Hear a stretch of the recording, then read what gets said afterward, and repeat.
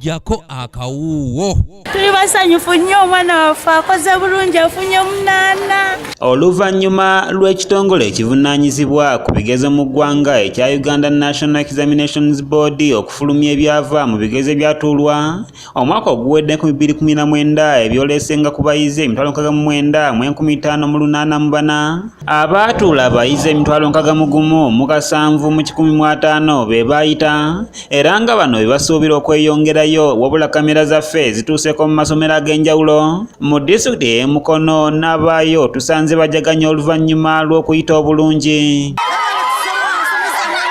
Ku ssomero lya Jose John Primary School abayizi 40 be baatuula 19 bayitidde mu ddaala erisooka 21 mu ddaala eryokubiri ng'abasinze okukola obulungi bafunye obubonero 8 omukulu w'essomero lino ne yeebaza Katonda n'abasomesa okukolera wamu okutuuka ku buwanguzi buno. Ekituyambye okuyita nkolagana obulungi ne management y'essomero eno ne PTA awamu n'abasomesa. Ekyansobosezza okuyita kusaba nnyo na kusoma nnyo nafunye obubonero 10. Nafunye obubonero 7. Ekyanyambye okuyita nadde nina okukkiriza nti nja kuyita era bulijjo neefaako okusoma.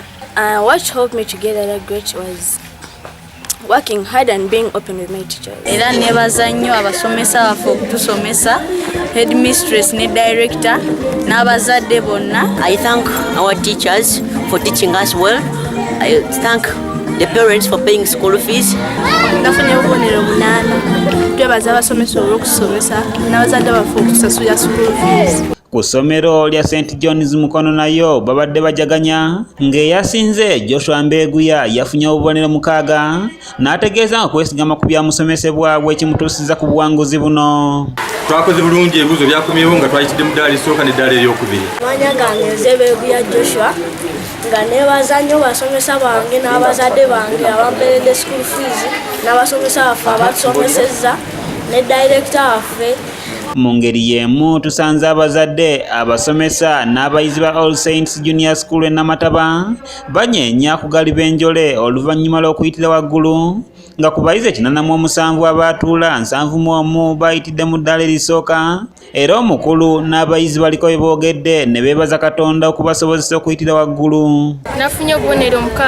Nina ne timetable yange nga nkozesa n'amagezi batica ge bampa. Nebaza Mukama nafunye obubonero 5. Somera ku nsensi abasomesa bange omusomesa obulungi. Nafunye 4 mu byero wa mwaka guno. This is All Saints Junior School Namataba. We are so grateful for the tremendous PLO improvement we have registered this year. We are so happy. Mu mbeera y'emu omusasi waffe ayogeddeko n'abayizi ababikubya obudinda mu bbendobendo lya Rwenzori naddala mu disitulikiti y'e Bunyangabu wamu ne Kasese ne basiima bakadde baabwe wamu n'abasomesa olw'okubakwasizaako. I got 7 aggregates. I want to thank my parents, teachers and all the people that have been there for me. For aggregate, what was my dream has been fulfilled through my smart work in class, asking teachers. Scored 4 aggregate. I have scored 4 aggregate in PLE.